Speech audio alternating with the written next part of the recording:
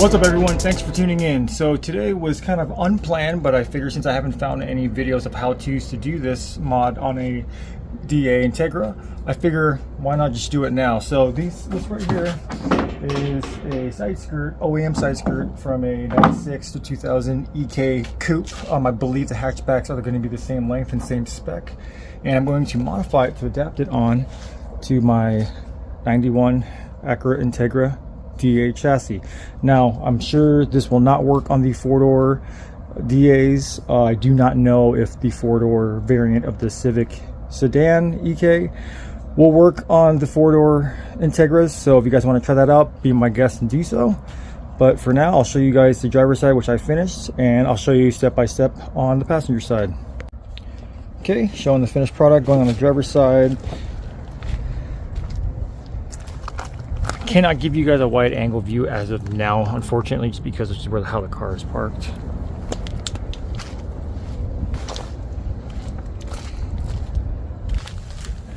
So the plan for the back is I'm trying to eventually want to like plug that opening, but I can live with it for now.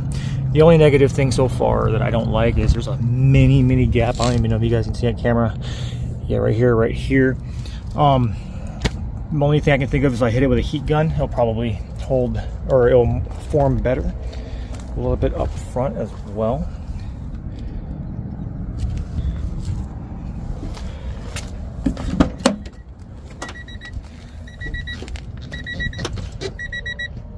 You guys can see like that.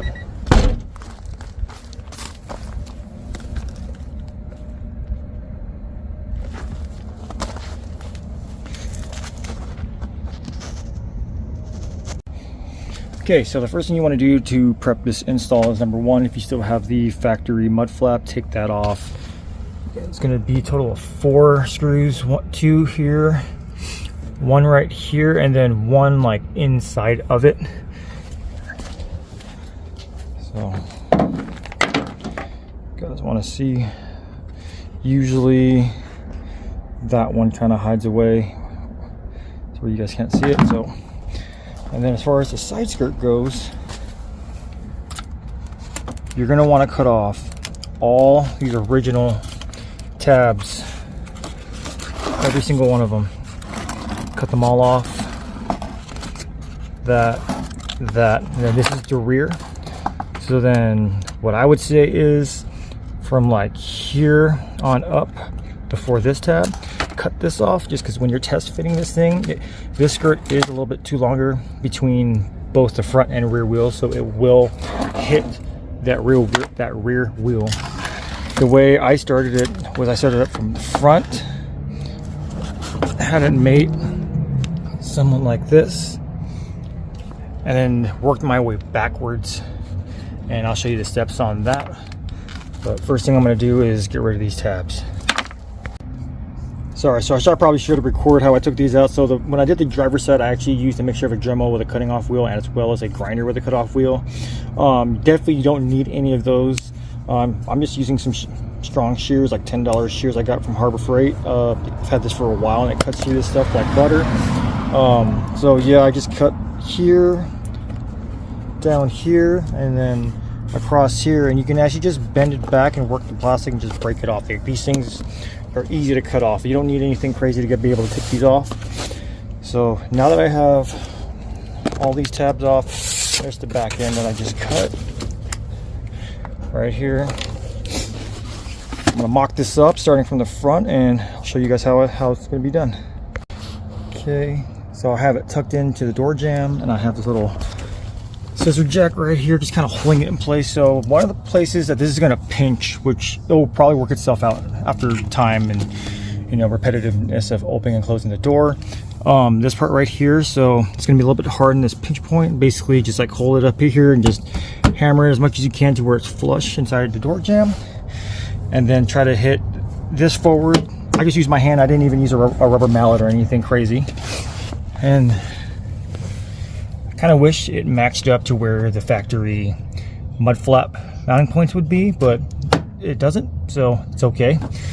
So if you can notice this big gap, so the goal here is if you have somebody to push on to this to close that gap, as you drill a self-tapper into the bottom of the fender, then you'll be good to go.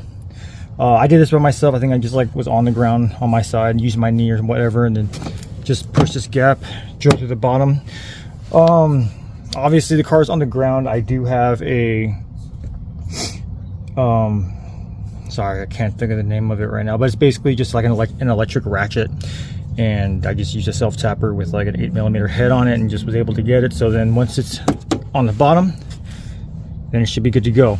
However, if there is still a slight gap once you're done, another option you can do is, again, it definitely won't be as far as this once it's mounted in the bottom. So if there's a little gap like this, you can definitely close it up by using these existing points right here, and you just drill through the weather guard if you want to, just to kind of like hold it and keep it in place. So there's an option right there. So I'm going to do this real quick and then show you guys the final result as far as the front goes.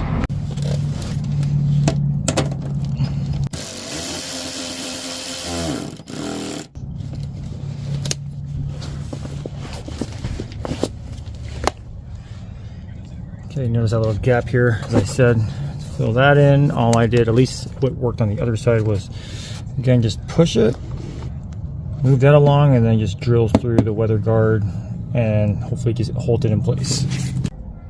Not 100% perfect, but definitely a lot better. Like, you would really have to look out to be able to see that much gap. Something I forgot to mention, I probably put it in the subtitle up before this, was make sure when you mount this thing, do it with the door open.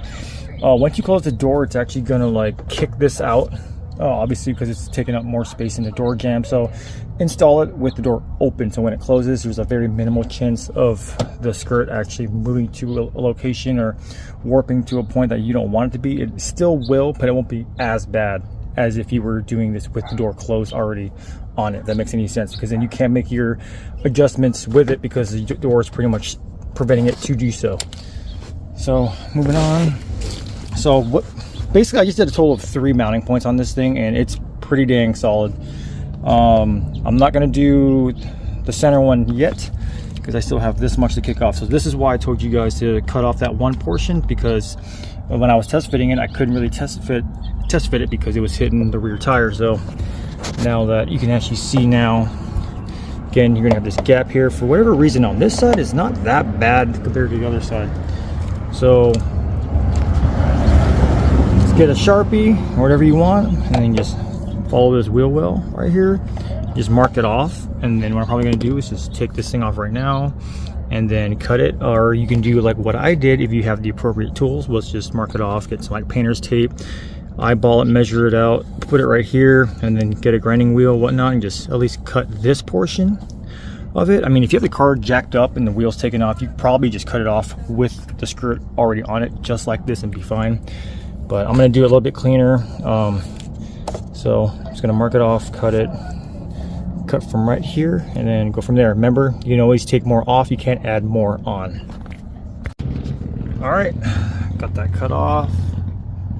Everything's even. I just did that all with the shears. I kind of wish I did the other side with that. I had to end up filing the other side, make it look all smooth, but it cuts so much cleaner with that shear. Again, not a big fan of that opening right there, so I'm going to figure something out later on in the future to like plug that up. If you guys have any ideas, let me know in the comments below, please.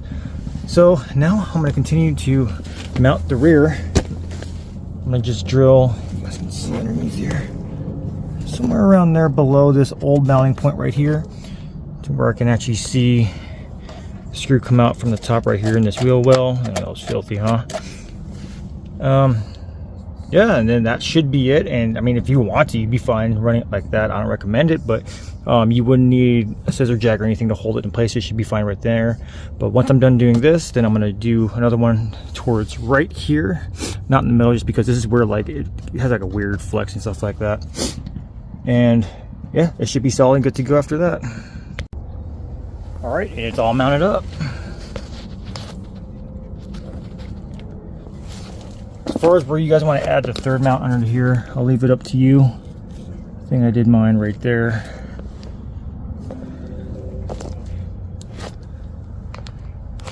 When I close the door, you'll see it kick out just a little bit. gotta clean it up. So a couple gaps, but I mean, it is what it is. It does protrude, which is what I actually like it.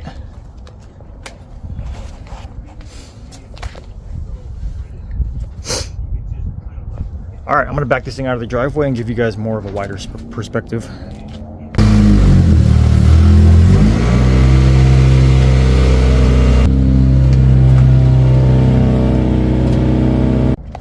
All right, sorry I'm losing light. Hopefully you guys get a good idea. I know it kind of blends in the background.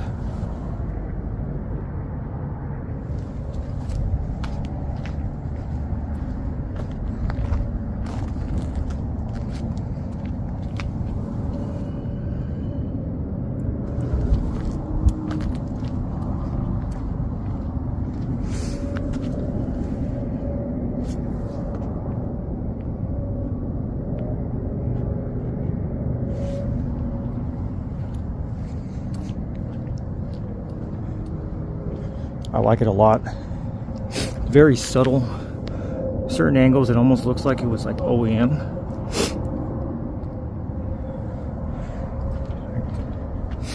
Okay, there's like a slight poke too. Pretty nice.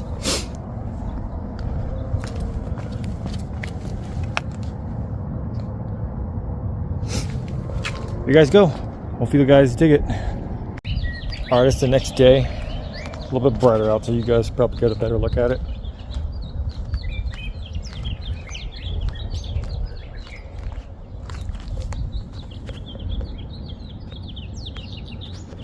Sorry, I'm gonna brighten it up.